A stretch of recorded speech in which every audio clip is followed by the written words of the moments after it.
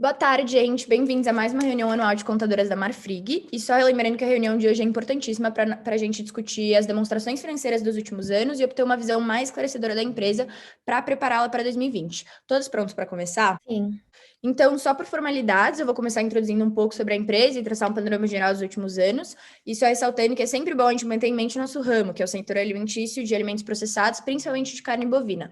Lembrando também que esse ano as nossas ações subiram em 25%, e isso se deu principalmente por causa do nosso relacionamento crescente com a China. E também o Mercosul se consolidou como nosso principal bloco de exportação de carne bovina. Nossas exportações aumentaram na China pelo aumento da demanda e expandimos nosso negócio para os Estados Unidos. E esse ano também a gente teve um aumento de 82% nas ações da B3 comparado com 2018, que é ótimo para a gente. Então, acho que acabou aqui minha introdução. Agora só vamos conversar um pouco sobre as demonstrações financeiras da empresa. Acho que era a Mariana que ia começar falando sobre o balanço patrimonial. Isso sim, Lorena, obrigada pelo resumo. Vou contar um pouquinho então em relação à análise vertical e horizontal que executei desses últimos anos. Bom, primeiramente, eu queria enfatizar na questão dos ativos, de como os investimentos são apenas 0,14% do ativo total, quadro que está bastante de acordo aí com o nosso ramo de atividade, em detrimento aí de um grande crescimento em relação ao imobilizado ou intangível. Em relação ao passivo agora, a gente pode notar o grande uso de empréstimo e financiamento, o que está muito de acordo com o que você falou, Lorena, em relação à nossa técnica de expansão que a gente executou nesses últimos anos, então eu considero isso como um bom investimento.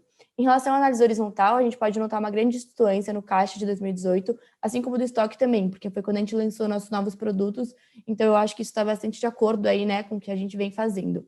Em relação aos passivos também, eu pude notar aí uma queda em relação às nossas obrigações trabalhistas, o que vem sendo muito positivo e sugiro que a gente mantenha nossas políticas atuais.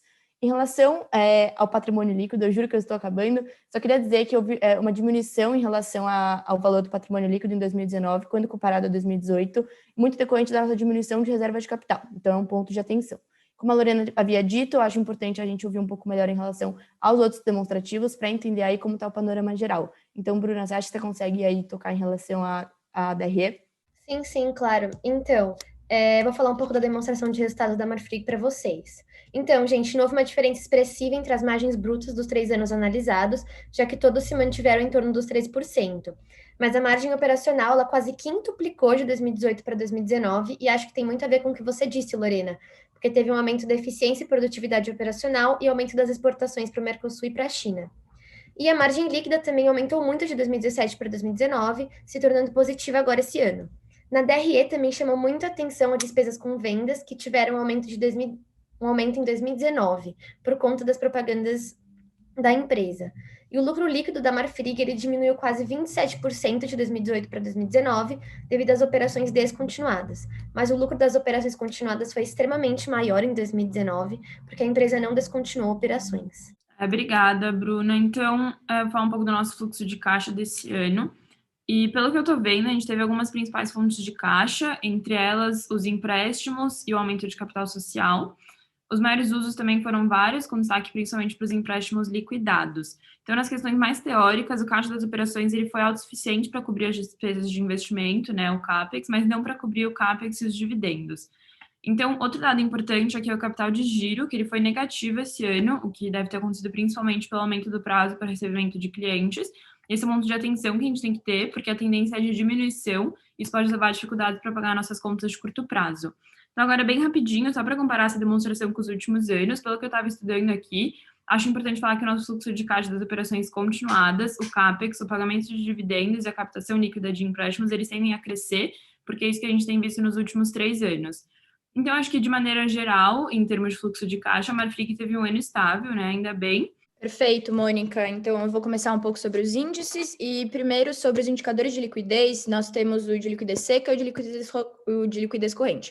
O de liquidez corrente da Marfrig foi nos anos de 2017, 2018 e 2019, 1,62, 1,36 e 1,36 respectivamente. Isso significa que nos 3 anos a empresa conseguiu pagar suas dívidas de curto prazo utilizando seus ativos circulantes e os indicadores aqui falados mostram que a empresa se encontra em uma situação saudável, já que eles são maiores do que 1. E quanto aos indicadores de liquidez seca, pode-se dizer que a Marfrig teve 1,32, 1,15 e 1,13 nos anos de 2017, 18 e 19. Esses valores são mais baixos do que o de liquidez corrente, uma vez que eles não incluem o estoque na conta do passivo circulante. E isso acontece porque o estoque é mais difícil de efetivamente se transformar em caixa do que as outras contas do ativo circulante. Perfeito, Lorena, obrigada aí pelo alinhamento. Vou falar um pouquinho, então, sobre os indicadores de giro. Primeiramente, em relação ao estoque, apesar dele ser maior que 1, ele não é expressivamente alto, mas isso é positivo e ainda assim está adequado ao nosso ramo de atividade, já que nossos produtos eles não têm um caráter de compra excessivamente aí constante.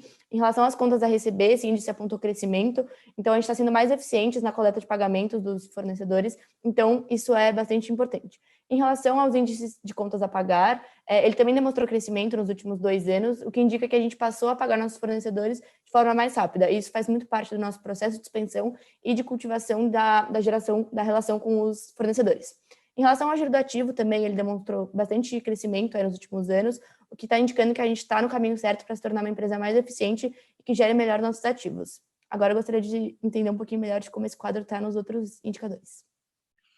Então, sobre os indicadores de endividamento, né, o endividamento geral da empresa, esse índice ele ficou menor do que 1 nos 3 últimos anos, o que mostra que a gente tem mais fontes de renda do que obrigações a pagar, o que é bom. Quanto ao índice de perfil de endividamento da empresa, também foi estável e não foi muito alto, o que pode ser considerado positivo também para a gente. Aí, sobre a dívida bruta, a Marfrig ela se mostrou dependente de empréstimos e financiamentos, já que nos 3 últimos anos, o percentual da dívida bruta foi maior do que 50%. A dívida líquida aumentou bastante, acho que principalmente pela formação de parcerias entre a Marfrig e outras empresas, né, como a National Beef. E o último índice de endividamento que eu queria analisar é o de cobertura de juros, que ele mostra quantas vezes as despesas financeiras elas cabem no lucro operacional. Na Marfrig, o EBIT da empresa não está sendo suficiente, né, para cobrir os juros, o que indica pouca rentabilidade dos acionistas que investem na gente. Então, Bruna, você consegue falar um pouco sobre os indicadores de rentabilidade para a gente, por favor? Lógico, Mônica. Então, o ROE ele obteve um aumento de 2017 para 2018, mostrando que a empresa ela conseguiu se recuperar de uma fase em que a corporação não conseguia nem criar rentabilidade. Fechou agora o ano de 2019 com uma diminuição, porém se manteve em 5%, mostrando que a Marfrig ainda conseguiu manter um nível de rentabilidade. Então, em 2019, a Marfrig ela adquiriu parcerias, isso fez com que sua margem se tornasse maior e seu giro menor. Isso significa, né, que a empresa ela focou em produtos de maior valor agregado no mercado. Já o ROI, que ele fechou com 89% em 2019, muito além dos 56% de 2018. Então, a Marfrig ela se apresentou como uma empresa rentável no mercado de ações nesse ano por conta do ROI. Bom, agora eu vou falar um pouco das notas explicativas. Em relação ao PCLD da Marfrig, ele foi considerado como suficiente esse ano. Agora, sobre o estoque da Marfrig, a empresa ela possui matérias-primas e produtos acabados. Os estoques de matéria-prima do consolidado são praticamente os mesmos em 2018 e 2019, ambos em torno de 79%. Já o estoque de produtos acabados, que não existia em 2018, agora esse ano fazem parte do estoque da Marfrig. E por último, como apuração de custo, a companhia registra pelo valor do seu custo médio de compra ou produção. Perfeito, Bruno. E sobre o ativo imobilizado da Marfrig, ele é registrado pelo custo de aquisição e é depreciado a uma taxa média ponderada anual. Quanto ao valor residual, consta que esse deve ser considerado quando aplicável, mas os valores não são divulgados ao longo do relatório. E sobre os nossos ativos intangíveis, nós possuímos diversos, como já sabemos, como o direito de uso, softwares, e eles são amortizados pelo método linear e com base nos prazos estimados de recuperação. Entretanto, dentre os intangíveis, os que não detêm vida útil definida e que provavelmente terão rentabilidade futura não são amortizados, de maneira que tem seu valor recuperado e testado anualmente na demonstração do resultado. Perfeito, Lorena, obrigada. E vou falar um pouquinho mais em relação aos nossos impairments que a gente teve nos ativos. A princípio, a empresa realizou impairment quando teve perda de operações descontinuadas e de ativos mantidos para venda, além de intangíveis e de ágios. Em relação à nossa participação com coligadas e controladas, ela apresenta aí nas notas explicativas as demonstrações consolidadas em relação às 18 controladas, mas vale ressaltar que essas operações não causam impacto nas nossas demonstrações da Marfrig Global Foods S.A. Obrigada, Mariana. Sobre a questão dos empréstimos e financiamentos, a gente sabe que eles são divididos em 3 categorias, que são os bonds, as garantias de empréstimos e financiamentos e, por último, os covenants. Mas agora, então, passando um pouco para as nossas transações em moeda estrangeira, elas são convertidas, né, pela taxa de câmbio da data de cada transação, e os nossos ativos e passivos estrangeiros são ajustados a valor justo com base nas taxas de câmbio. Aí as provisões para contingência, né, elas são principalmente para questões trabalhistas e previdenciárias, já que a Marfrig e as suas controladas foram o resto de alguns processos trabalhistas esse ano. Atualmente, a gente tem passivos contingentes, que são trabalhistas e previdenciários, fiscais e cíveis. Mas então, acho que é isso, né, gente? Alguém está com alguma dúvida?